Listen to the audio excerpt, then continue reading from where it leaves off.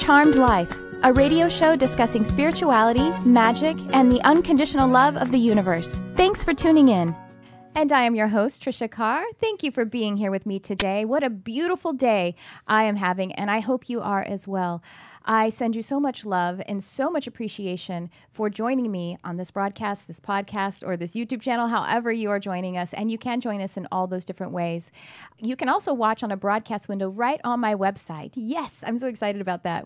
It's not that big of a deal, I guess, but for some reason it excites me very much.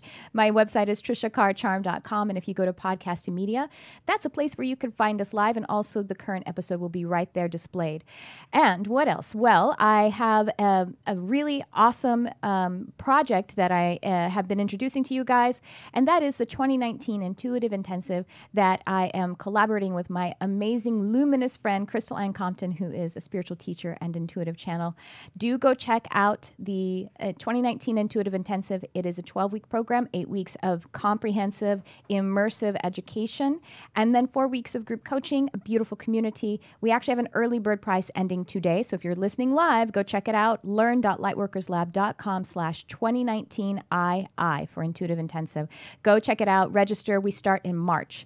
And I also want to mention I would love it if you guys would like, subscribe, share, comment, any way that you want to engage in this program. If you like it, then like it. And also check out my services on my website. I offer intuitive readings and mediumship, counseling, all full boat whenever we work together, and of course the animal communication sessions. So check that out, and the Mystic Arts Academy for the intuitive development classes that I'm doing there. So much stuff going on my website. Go check it out. And I want to say hello to the Lightworkers Lab. That is the online spiritual community that my dear friend Crystal Ann Compton founded, and of which I am a teacher. And I'm there live every single Wednesday, and we do broadcast live right into the Lightworkers Lab. So that's why I'm saying hello to my lab family. It is a beautiful place to be able to express your spirituality. It's a wonderful resource for all kinds of education. And so go check it out. It's on Facebook as a group, the Lightworkers Lab. And without further delay, I am so excited to welcome back onto Charmed Life my dear friend who is, your list is so long. Certified in Reiki, Emotional Freedom Technique, EMF Balancing Technique, Quantum Touch, and Dolores Cannon's QHHT. You're a level 3 practitioner of QHHT. And I actually did have a quantum healing hypnosis technique therapy session. Yeah. It's a lot of... We call it QHHT. Yeah, QHHT. Yeah. Well, I want to let them know. Some people are like, what? How many letters are there in this title? Quantum healing hypnosis technique. Session with you. It's been about... it's been a year and a half, I think. Really? Oh my gosh, but it's it's powerful. I'm still living, because I remember it was in June. It was in June, but I think it was not this past summer. It was a year ago, June. Was it in the valley here or in Eagle Rock? Valley. Okay, so it can be more than a year. So about a year. Yeah, so but it was in June. I'm going to move your mic just a little bit closer. So anyway, this is Jeroen de Wit. Now, did I say it pretty well? Beautifully, yes. We were practicing. We're practicing, yeah. It's a weird name here, I know. No, it's a beautiful name. It's beautiful. I just want to make sure that I honor it. And I think that's so important, our names are very important to us. They are, yeah.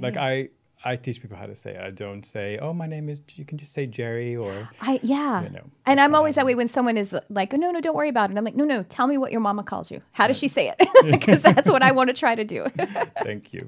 My pleasure. But it is, the work you do is so powerful.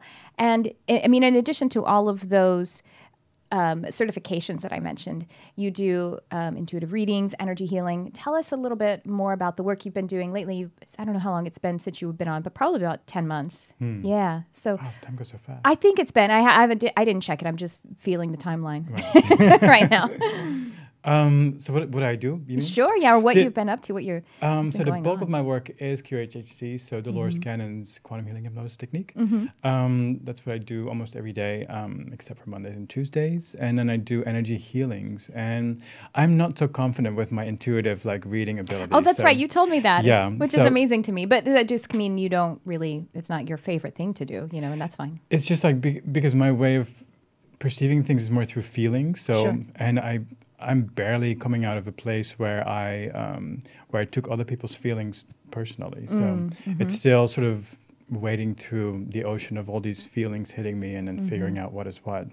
But yeah, I've trained in Akashic Records reading and And when I do energy healings, I do get intuitive information, so images or feelings. Yeah, definitely. In my session, you do intuitive counseling as well. I mean, you do the counseling before the actual session.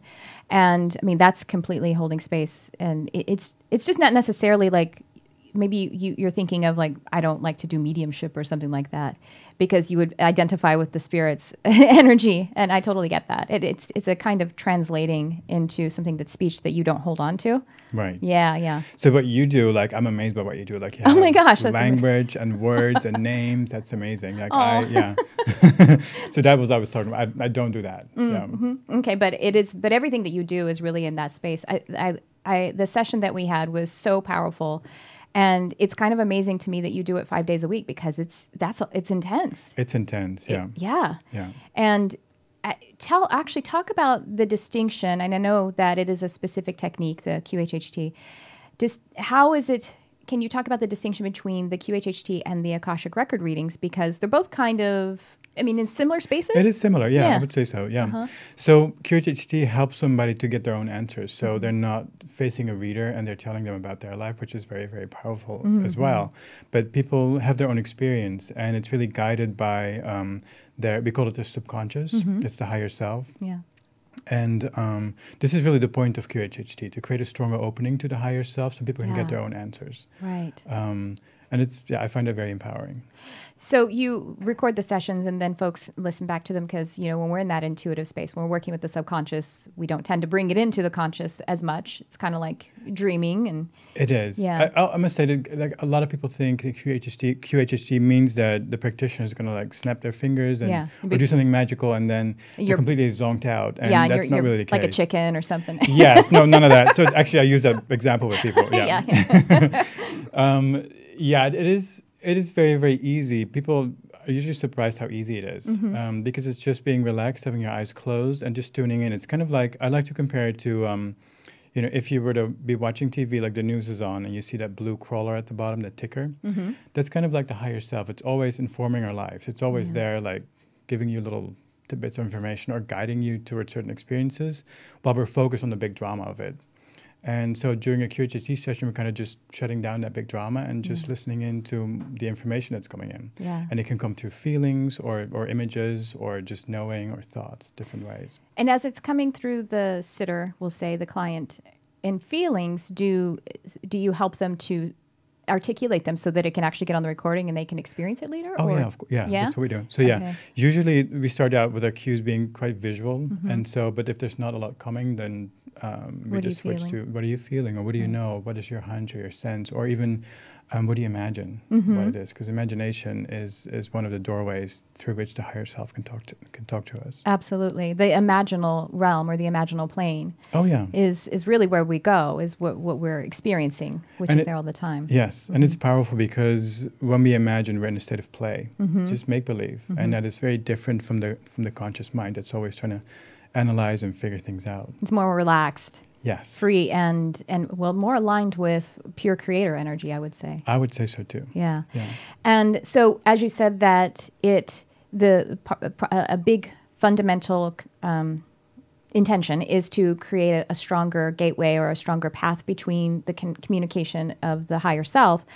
So do you think that happens even if just because of the actual process, like you kind of blaze a trail, or is it imperative that the client listen back so they can continue to be in the energy of it, or somewhere in between?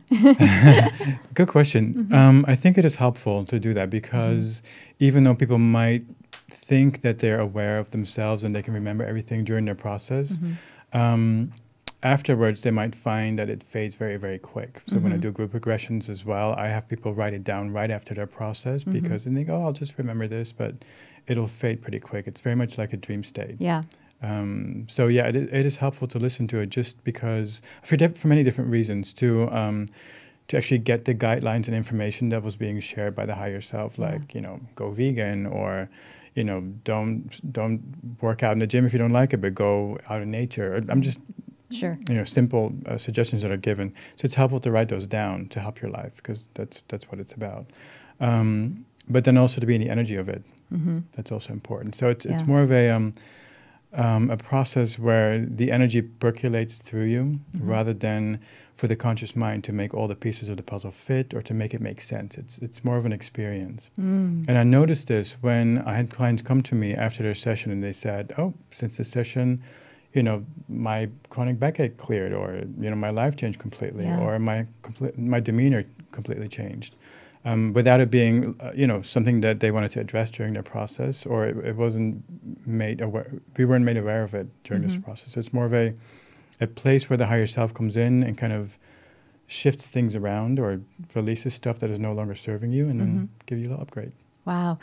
So is it the kind of thing that, I know I personally, I like to get a good reading at least once per year, you know what I mean? Right. And maybe something else like astrological or numerological chart readings as well. Like I kind of like to get that maintenance once per year. Would this be something that might be well served for some people to do about once per year, or maybe more or less than that? Yes. Once per year is good. Yeah. I wouldn't, I mean, it can be quite, what's the word? It can really shift things around. So I usually tell people if they want to do this again to give it at least 3 months, to come back after 3 months. But yeah, like an annual checkup, people do that. Yeah, it's very, very helpful. It is kind of a peek underneath the hood of your life to get the metaphysical backstory to what's going on. Wow. Yeah. I got to say, for you folks, this is something that you do locally in Los Angeles. Yes. Yes. Yeah. And because it's really involved, I would say. But what's really important about something like this is that you trust the person, because you're in there holding the hand of my psyche, you know? Right. That's a fragile, vulnerable place. Yeah.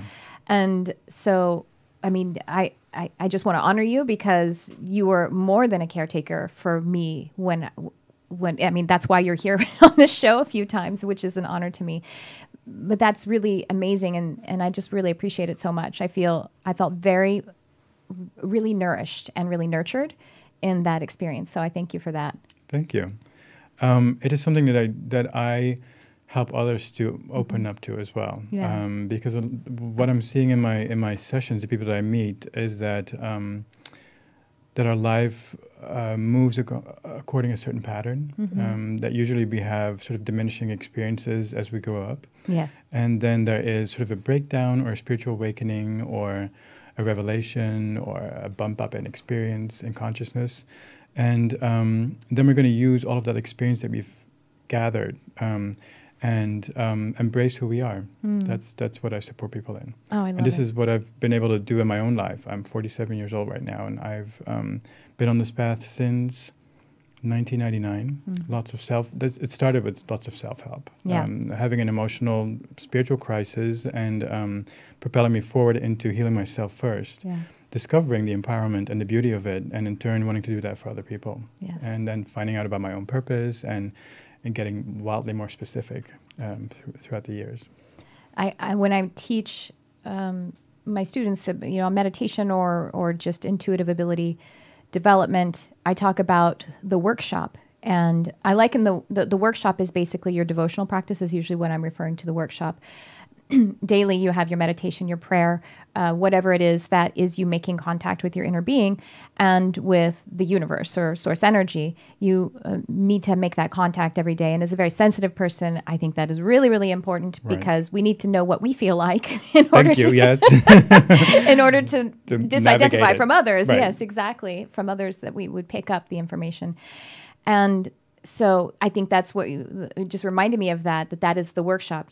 I say in our workshop, the reason we are in our workshop every day, if we have upon our hearts to be a helper, a healer, a guide, is that everything we do with others, we must do for ourselves first, which is basically the golden rule. Love others as you love yourself. Right. And so you did your healing journey so you could, that was your workshop. In order to be able to begin to be a little bit further down the path to hold space for someone else to step forward in their own.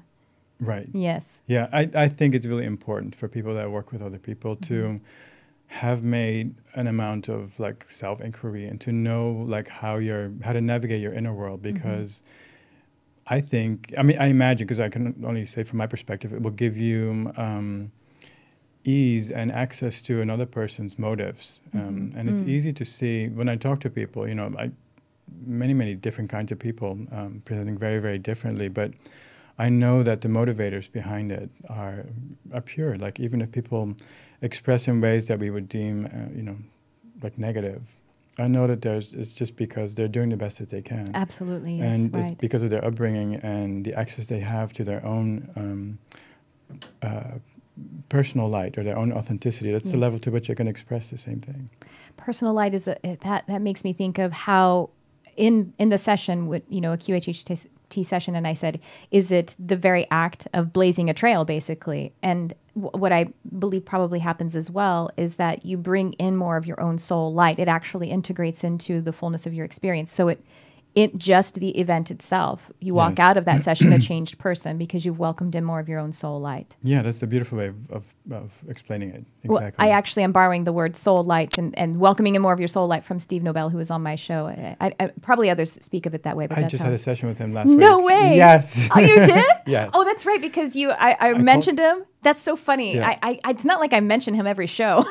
That's funny. But that's, well, I guess we kind of, how was that? It was amazing. Soul Matrix Healing is what it's called. Yeah. Oh, isn't it really great? All of the work that you do, like you go through, and I actually did 2. I don't know if you're going to do a second one, but he says that it's often good to do 2 to really get through. But you go through and you clearing some contracts, and I mean, it was really amazing. So much clearing. Yeah. Yeah. It's probably time for me to do another one with him. Right. So, that does happen during sessions because it's kind of like, just like you said, that's where you connect with. And so it starts to sort of go through your personal experience and clean house. Yeah. And exactly. create more space. So talk about the group regressions. That sounds really cool. Like you're walking folks through it and, what is that like? They are such favorite places in my life right now. Because so much light. Everybody's joining their love and their light together. Yeah. Yeah, and there's so many different experiences all together. Sometimes they become platforms for people to embrace more of their own authenticity because they're realizing that they're not the only people in life that have like experiences that surpass the 3D experience, like talking to guides or spirits or even being abducted by aliens or just being more intuitively aware. And so it's so much fun to see people like their light go on. Right. And this is done, we have a regression experience, everybody goes through their own experience and we share. And that gets the discussion going. And it's very, very joyful. I just did one in a private residence last week with a group of 14 women, and it was just amazing. Wow. Yeah. Oh, I can just imagine. I'll have to do that sometime. I'm thinking also, like you said, that people, they're not the only ones who have the non-ordinary experiences. Right. And possibly also they realize, oh, wait, that was like what you just experienced, like what you're describing, that's talking to your guides. Oh, well, that happens to me all the time. Thank you. Yes. They Yes. don't realize they already are having those experiences and they haven't, Yeah. they don't realize that the subtlety of their beautiful nature is actually, that's the demonstration of the big things that we speak of. That's already happening, yes. Because there's no mythology for it in our culture or in exactly. our, in our TV or the news or whatever's going on around it. There's none of it. Our 3D experience here right now, the common denominator is about, thinking that we are physical beings having physical experiences with emotions and thoughts, and that's about it. It's very nihilistic, and that means that really the only way to feel accomplished or to advance or evolve is to get more stuff. If it's all materially oriented, then and then what? Then you have the stuff and then you die. Right. So that's really limiting isn't even the best way to describe it. It's dissonant with who we truly are. We're way more spirit, way more non-physical than we are physical. Yeah, we're spiritual beings having a human experience. And so when people get together and realize those things about themselves, that's empowering because then they can embrace that part of their nature. I just felt like I felt your heart expand so much as you were reliving that with the 14 women. And it just felt so amazing. And so what other, you have you've been, sorry, I'm stuttering a lot today. You've been going live. It might be my energy. No. I think I actually, there was a lot going on this morning and it also disturbed my sleep. We actually both talked about that. We had kind of difficult sleep last night, both of us.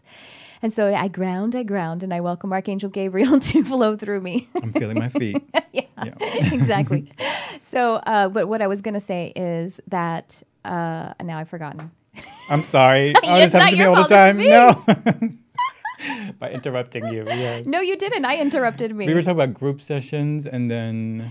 Well, let's just move on then. Move on. Yeah. Oh, I know Instagram. Are you going live on Instagram so that folks can actually get to know? So how else are you out there? So because you just are so much love. So much love exudes from you. And I actually found a YouTube video of yours before I booked with you. I think they had probably posted their session. So maybe that's why you don't know. It's funny. Drop the I can hear you. Yeah. Are you on? So is Instagram Live? Are you doing Instagram Lives or? No, I should be doing more of that, but Oh, don't shit all over yourself. Thank you. I haven't figured out how to create time for it. Like I do sessions 5 times a week, and then aside from that, I just want to like flounce about and be in nature and be with my cat, be with my partner, my roommate, and just not do any of that. Flouncing is a really good life purpose. Flounce about, yes. We all need more flouncing. Yeah. But you also have been, I know I saw that you were teaching recently in Los Angeles. And so what are you teaching folks about how to be in contact with their higher self? What kind of work are you doing around that? Was I teaching? It must have been like a group regression. No? Maybe. Oh, okay. Yeah, it was at Den Meditation. Oh, yeah. So these are the group regressions. Yes, oh, it's a group regression. Okay, great. And then I teach a meditation. We've talked about this in another episode. Probably, yeah. Yeah, I work with a dragon council, healing beings that can be of great help and, bumping up your life into more authenticity. You mean dragons, etheric dragons, right? Yes. Yeah, angelic dragons. Yes. We talked about that. I remember when I mentioned to you in my session, you're like, I connect with dragons too. Oh, that was with you. Yes, yes. I'm getting so many people that connect to dragons. Amazing. I love it. Yeah. I just had a client yesterday, actually, where they came in. Yeah. So I teach that meditation as well. That's amazing. Well, what's really cool? Have you had clients when, there's a dragon around and then you explain to them that dragons are real. They're real, like, spiritual beings. Oh, yeah. And they'll be like, what? I had no idea. I just thought that I imagined them all the time. Right. And I have a dragon tattoo and I don't even know why. And yeah, let's talk about dragons. What do you want to know? Yeah, well, what do you tell us in your words? What are dragons? And, how are they, by the way, a lot of folks, I've been asked also, are dragons like the reptilians? No, they're not. No, and they have nothing to do with them. The lizard aspect of it is just sort of coincidental, So yeah, how do you experience dragons? So my experiencing is I use them in meditation every day, and there's different ones with different qualities. And so I use one particular one for my work. It's the gold dragon. It helps. What is the word? Fortify your psychic body, and it's like a tweak on your energy anatomy. I went to a psychic, and I hadn't told her that I work with dragons, and so she said, "Oh, something's going on. I see these dragon beings," and I was asking her, "How does it work when I work with them? What does it look like to you?" And she said, "Oh, it is like a tweak on your energy system. It makes it run more efficiently." Yeah. So my experience of them is more of a feeling. I don't really see them anymore. When I first started studying them, meditating with them, I would see images, but now it's more of a feeling. And they kind of feel like they're connected to the angelic realm for me. Yeah, absolutely. That they work in tandem with them. And they're like, they can be like little, what do you call them, like masters? Yeah. Like for healing, you can either direct them into your body, to heal certain places, or you can just give them free range to do whatever is needed.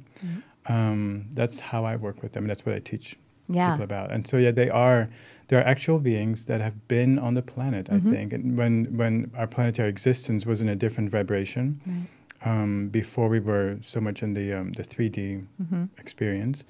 And they're very benevolent, very helpful. And I actually teach, when I teach about them, I categorize them as well as like unicorns who were also on the planet before, or unicorns are ascended horses. And so I refer to that category as ultra elementals or ascended animals or ascended, because they have walked the earth physically or even if partially physically, some of them are transdimensional and they can be partially physicalized and partially not, or energy between energy and physical. But yeah, the planet, the vibration shifted so that their frequency couldn't be received anymore. Right. And you have all the good words. Yeah, really. Yeah. Thank you. I have all the good words. What I love about dragons is because having had that experience on the earth, and being also in the higher realms, like the, higher, lighter realms, that they can work with that dense energy. So like you say, healing your physical body, they are capable of running that full spectrum of that energy and occupying it.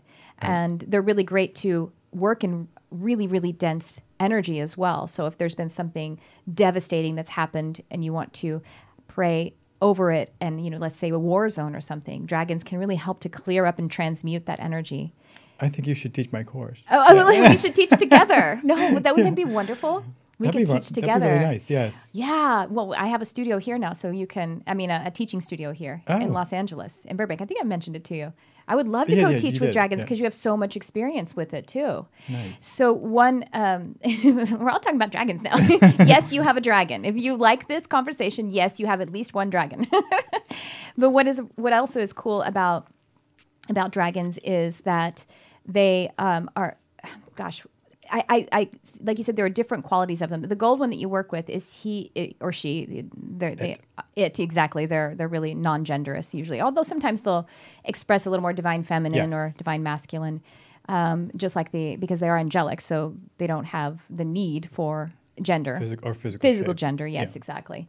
But I love I wanted to ask about the gold dragon. Does he embody some Christ consciousness in a way? I think it's connected to like Archangel Metatron. Oh, okay, wonderful. Yeah, we also connect on Metatron. When I remember in my session, you were like, "Oh, really?" Yeah. I mentioned Metatron, or I said something about channeling, and I think I had recently had a channeling session where Metatron came through, and I remember you saying, "How do you experience that being?" Oh, yes. I remember that conversation. Or was it on this show even? I don't remember. And I was like, it must have been on the show. Pretty direct. And you're like, me too. Yes, exactly. Yeah. Lovingly direct, though. Yes. Very, very much. Very matter of fact. Yes. So that's really cool. So your gold dragon is connected with Metatron energy. Yeah. And similarly, I the way that you said that you don't necessarily have a visual of them anymore, visuals and names or something like that, they're just benchmarks that help humans orient to them, to remember how to return to that energy, I think. Yes, like an identifiable marker. Yeah, we're translating their energy. Right. And we're, being physical, we look at things, and, and so visual is how we map things, and also the names, which is totally human. And so I have my two primary dragons. One of them has actually been with me since I was a kid. And what was interesting was when I met him, he has more of a masculine energy. When I met him, and I should say, his energy feels a lot like Sandalphon, by the way. So that's kind of cool. What? Sandalphon, Archangel Sandalphon. I've never heard that name. Oh, you would love Sandalphon so much. Sandalphon is actually considered like the brother archangel to Metatron. Oh. You know how Metatron is supposed to have also walked the earth and been the prophet Elijah? Is that right? No, the prophet Enoch. I don't know any. Oh, Enoch, I know, yeah. The prophet Enoch. Sandalphon was considered to be the prophet Elijah. Okay. I'm teaching a whole course right now on archangels and the universal laws. But Sandalphon is very gentle, but also very distinctive and really. His energy reminds me of a gigantic tree that is in the earth and also stretching to the heavens, and so very gentle, but very. Also powerful. He's the archangel who we know to kind of oversee prayer as well as song and music, and so like vibration.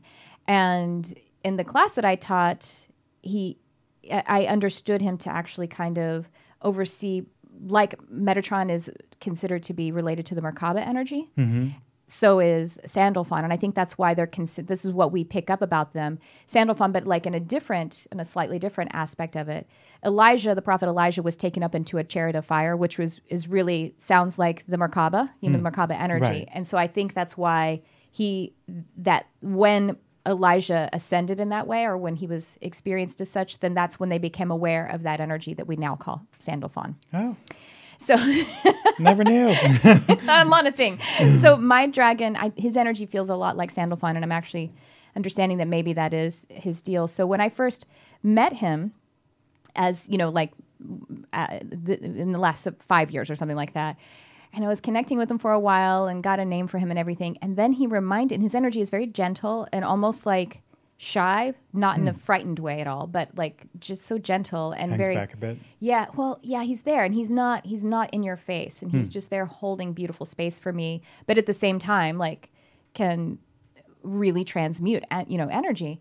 And then he reminded me after connecting with him for a few months of a recurring nightmare that I had as a kid. Oh. And that it was him. The dream was a dragon who was really short and looked like a cartoon peeking around a corner, like giggling at me. And because I was like conditioned by Disney and all other kinds of cartoons that dragons are scary. Bad and fearful, right. Yeah, and he was like, that was me, and his energy was still very similar, very gentle, and like trying to meet me where I am. Right. And and then a few months later I met another, and so he really has a lot of earth qualities and then some water qualities as well. And my moon, my astrological moon, is Capricorn. So I think that's part of the reason why that's part of how he actually shows up in my experience. So that's one of my dragons. And I actually did give him a name that helps me. But along the lines, that's how I experience a lot of elementals too, is I don't necessarily get a visual of them. It's a profound feeling. Right. Yeah. Same for me. Yeah. Yeah, I'm still sort of trying to navigate that. I do feel these dragons when I work with them, when I focus in on them, but I'm not always aware if they're around me when I'm just doing my work. I'm just more like focused in, when I'm working with somebody else, what's going on for them.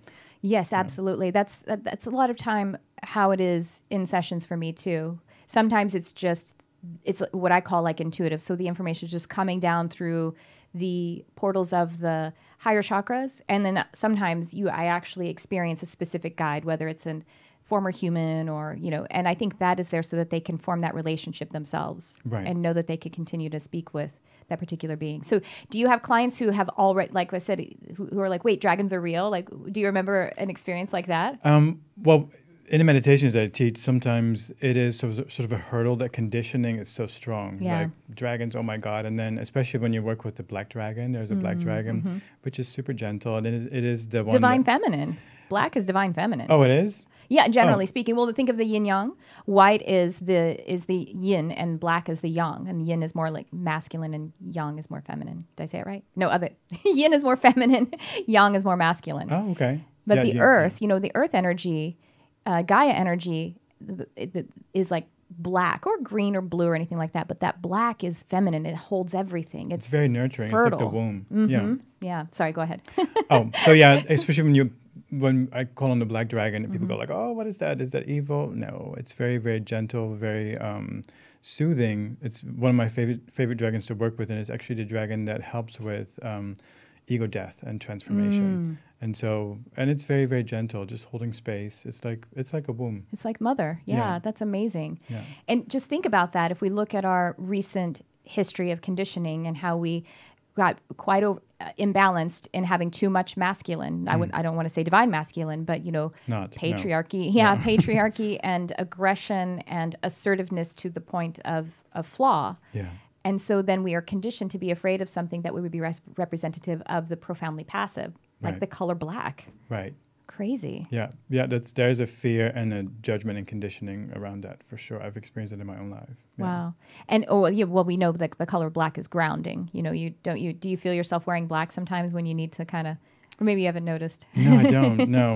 No. It's just like, what do I feel like? What colors? Yeah. Yeah. But I don't know the purpose of it. Well, today is it like that for you? Yeah. I mean, if I pay attention to it, usually it's interesting. I'll kind of clear my mind and I'll do it for my clients. When I'm going to go and before the session, I'll say, I'll just feel into the colors that would best serve them. And then when I show up, it turns out, I wore a gold sweater and they need some solar plexus healing. So, and things like that have happened a lot. That makes total sense. I haven't made that connection at all. Yeah. Or if it's just for myself, like today, I really did need some grounding, but then I spruced it up with this guy to remind me that I'm also very connected. To weigh you down. Yeah. And you're wearing a grounding color too, the red and black. And we both slept poorly. This one. Ooh, what is that? Hematite for grounding. Oh, I love it. Yeah. That's great. Yeah. So, so then you teach dragon meditations is what you're saying. Uh-huh. Yeah. And how long have you been working with dragons? Since 1997. So you said you've been on the path about since 99. That's when you went through healing. But 97, you connected with Yes, dragons. that was an inaccurate number. I had my spiritual awakening. It's a beautiful word for a very nightmarish period in my life. That's a euphemism. Yes. For going through hell for a little while. People think like rainbows and unicorns. And suddenly you realize, your truth. No, it was just harrowing nightmare. And so when I had just come out the the acuteness of it, I found somebody. I knew at the time that I didn't want to go like into psychiatry and medication, all that stuff, even though I was feeling very, very gnarly.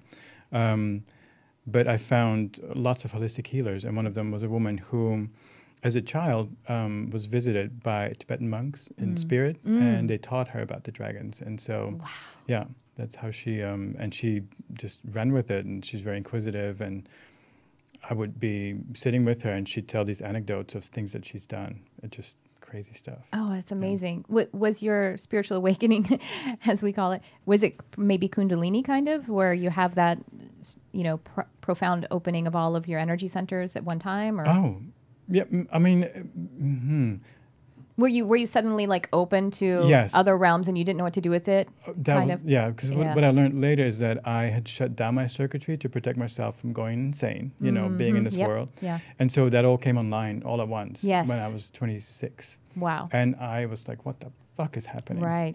I just thought, I can't live like this. There was so much going on and it knocked me out of my body. And so since then, I've been reincarnating. Into the physical realm, like layer by layer. First, the basic energetic part of me, and then the feelings was a very hard one on a long journey, and then more subtle parts of myself. And I'm still doing that. And this is what I do now for others as well. I help them to embrace parts of themselves because I've walked that journey to an extent, and so I carry medicine now to help other people do the same thing. And I want them to do that for others in their own way because. We all do this in a very unique way, and the information that we pick up is valuable because it's our own healing tone that we can broadcast and inspire other people to do the same thing.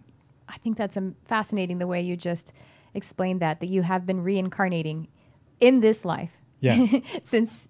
for about 20 years. Yeah, I was layer by out. layer. Yeah. Wow. Yeah. That's beautiful. I have another friend who experienced an opening, her spiritual opening in that way too. Essentially, she says like her third eye popped wide open, but she was still really needing to work on root chakra. Right. And I'm not telling her story out of class. She's actually talked about it on my show and speaks about it.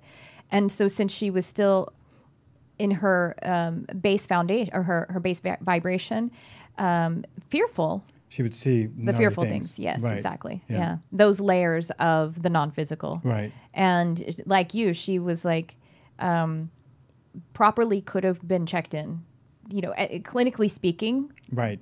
That was where she was, but she just did everything she could to not leave her family at home while she went and took care of it that way. So she had spiritual emergency. And by the way, do you know that there's a spiritual emergency hotline that people can call? No, and I was just going to say, because this is so important for people to know, because from our society, you wouldn't know these things. You would think, I'm just going crazy, or people would think you're going crazy, so we're going to lock you up and shoot you full of meds.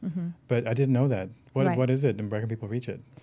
I don't know. You'd have to Google it, but it's very Googleable. I have Googled it before. Just spiritual emergency hotline. Oh, Tony, maybe he can look it up. Thanks.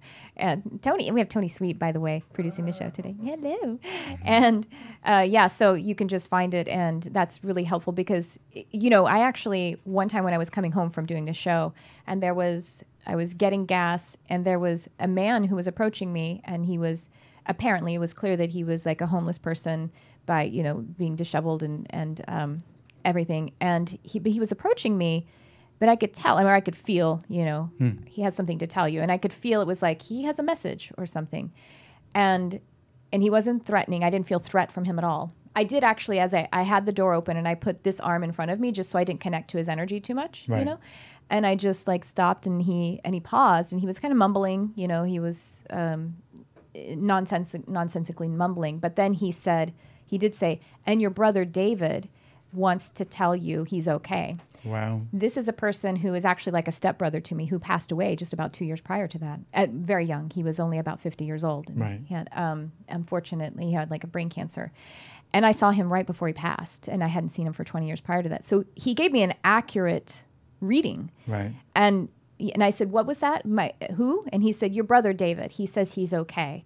And then he goes, and he also wants you to know about the government and the red lighter. And so then he got into the other, he had a red lighter in his hand. So he had a moment of something that was helpful. He was able to get through, but then, got into the realms of confusion again. Right.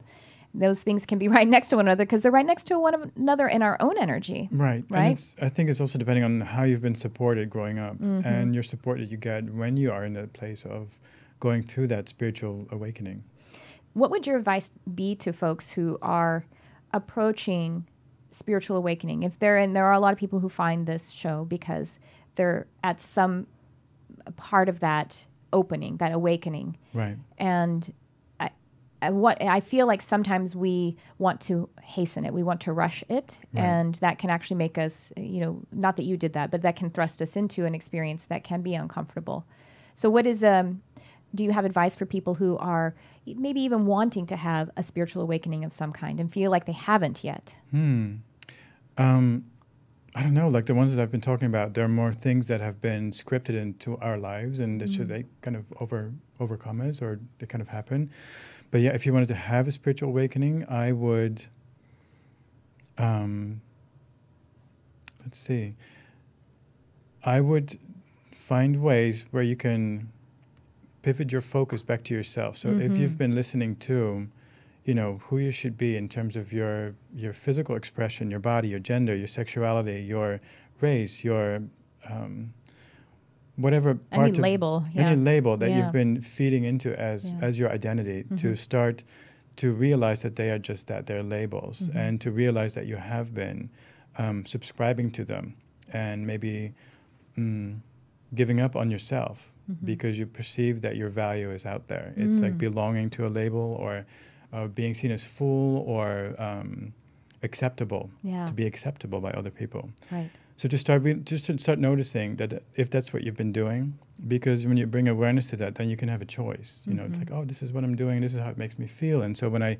don't have the right body, like I'm not saying there is a right body, but in our society, there's definitely standards of beauty.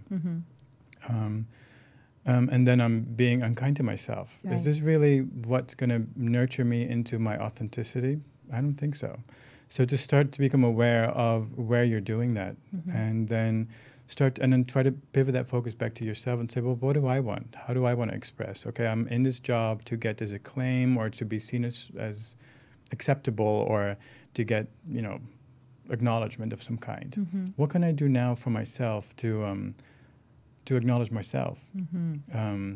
And so I like to talk about the spiritual practice of enjoying joy for fuck's sake. Yeah. And I call it joy for fuck's sake because to make it very clear that it's not the joy that you might have as somebody looks at you and says, oh, you're beautiful, or you're good enough, or whatever kind of acknowledgement you get. You need an outcome. You do it without any attachment, without needing an outcome. Yes. So to just do it, it's just so where all of your experience informs you that this is just amazing. Like as kids, when we would be in a swing set or just drive down a steep hill on your bike and the wind's in your face. So all of your experience, that this is joyful. Is there any reasoning needed, or is there any work required in order to get something or to get acknowledgement? No, it's just there right now. So to start listening to those parts of yourself, I think joy is very, very important because it's an easy way into it. And so then when your heart tells you what is joyful, something trivial, or maybe you like for me, I love Earl Grey tea. So I would take myself to like the Chato tea shop in Pasadena. Little plug here, I didn't mean to. That's all right. We like them. But they have tons of teas, and just to go there and smell all the different teas. Yeah. Or I like to go for a drive through the mountains. Not to go anywhere, just to be with the mountains, get out of my car or go to nature. Right. Sit in your backyard, just take in the sun. Just simple things. When you start with that, you're letting your heart know that you're present for it. Yes. And it will inform your life with more information.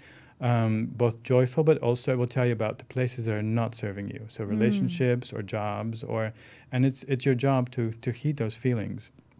And so this is a very gentle spiritual awakening. So it's a journey of embracing who you are, trusting your own experience versus the voices of the world, and that's what I see as that's what's been called creating havoc in our world. That we've been doing that, placing that identity outside of ourselves. Right.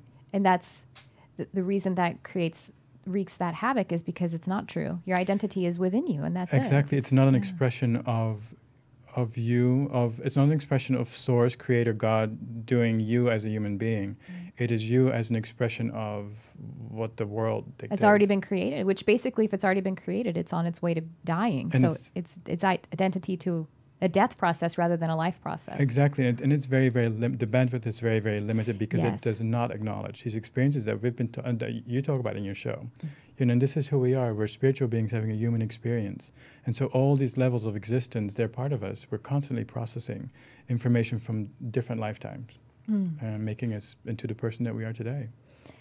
The different experiences you described of joy for fuck's sake. Often it's come across to me to say it in the words of having self-romance. And in that could even be buying yourself flowers or, you know, taking a bath or... And if you think about it, if we do it for an outcome, then that's linear. Literally, I'm going to do this for that, and that's not present. But if we do it just for I love that because it is like taking expansive. yourself on a date. Yeah. And I think we need to do that every day.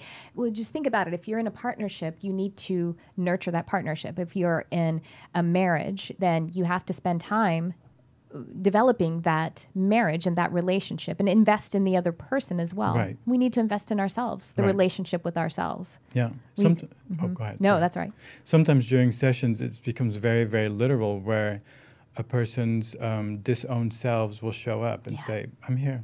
You know, just embrace me, hug me. I'm here. I'm here to inform your life. It's, you know, it's inner child healing, but this happens during sessions as well where we don't go into past lives. It's just like those parts of themselves show up and to be remembered, to be reintegrated into the whole. And even inner mother and inner father. Oh, that happens as well. Yes. Yeah. So that needs to be accessed in order to do that. Yeah. Oh gosh. Yeah. And so with QHHT, there is the experiencing past lives or even parallel and future lives. Or I know the one that I had, it seemed like I was in Lemuria or something, which it didn't feel like past. It just felt like being, you know, I mean, it really did feel that way. And so that can be, tell folks, and I actually do a lot of, when I need to, a few times, probably a year, I will do a regression of some kind just in myself. It's something you can do on your own. And I just set the intention to see some sort of life that will help to inform me. You, right. Yeah, about whatever I need at that time. And it's really helpful to get that objective experience yet connect to it and the feeling state. So tell people how that kind of work, like what is the power of that? How would you describe that? So I would describe it as... well, there are no past lives. So that's just the name everything's we happening. have. Yeah. So what we've gathered so far is that there's no time outside of the physical 3D experience. So how I sort of, the model that I use for this work is that our soul as a more or less individuated part of source, of creator, of God, decides to encounter itself in these different experiences, to learn like, who am I in these experiences? And so it decides to split off into different lifetimes all at once. They're all happening now. So my human mind, this is where it goes like, okay, you're just fucking with me. But we don't have to pay attention to it all the time because it gets like, what? Right. Yeah. And so what we do during these processes, we're checking into different resources that our soul is having somewhere else, like a different expression of it, and to connect with the resources that are there. Maybe there's an enhanced sense of empowerment, or there are patterns of loneliness that need to be dealt with or brought up in the self right now to be released. It can be for different reasons, but that's what I think we're doing. We're tapping into different resources of our soul in this work. And so when I say there's no past lives, because it's all happening right now, so yes, past lives, parallel lives, future lives, lives on different planets, as aliens, what people call aliens. That's all places where we can go. We exist on many, many different dimensions. Right, absolutely. And it seems to me in the process, I remember we went to the other life and then we went to the subconscious, which is really just the hub of all of that's going on. Yes. The higher self. It's all going on. And so it's like we broke through the linear construct or the confinement of this life by experiencing another life, and then we were able to bust in. We went into the life between life as well before I actually made this life. Yeah. And then we just kind of stayed in that place where the hub is of all of it. The hub, the big head. Yeah. Yeah. Yeah, exactly. Well, oh my gosh, I think we are out of time. I feel like we got 1 minute. All right then. Wow. We could just sit. We should do sometimes. We should talk about this forever. Yeah. We could do it without microphones in front of us. So tell folks how they can get in touch with you and anything else that you would like to share as we end of this broadcast today. All right. So if you would like to do a regression or experience a group regression, you can contact me. And the best way to contact me is on Instagram. It's my first name. It's Jeroen. And then my affirmation is love. That's how you can find me on Instagram. That's the best way to contact me. I do group regressions regularly at Liberate Hollywood every third Thursday of the month from 7 to 8. And then at the Den Meditation, both in Studio City and La Brea. The very next one is coming up on March 8th. Cool. I think it's a Friday, but I'm doing them like every 2 months. Oh, that's so cool. I didn't realize you were doing those regularly. That's awesome. Yeah. Are there, and online, you have your website, but you're not offering any online or remote services at this time? Not at this time, no. Okay, great. No, it's wonderful to be done in person. Yeah, great. Well, we'll have to do more things in person too. So those of you who are in Los Angeles or Southern California, even if you are a 3-hour drive, it is really worth it to come and find Jeroen. And also, I really want to invite you to co-teach or something like that at my new teaching studio. Let's talk about it. Let's talk about it. All right, great. Well, I think that'll do it for this episode. Just a reminder, my website is triciacarcharm.com, and check out the 2019 Intuitive Intensive. And I will see you all next time. Thanks for tuning in. I love you, whoever you are.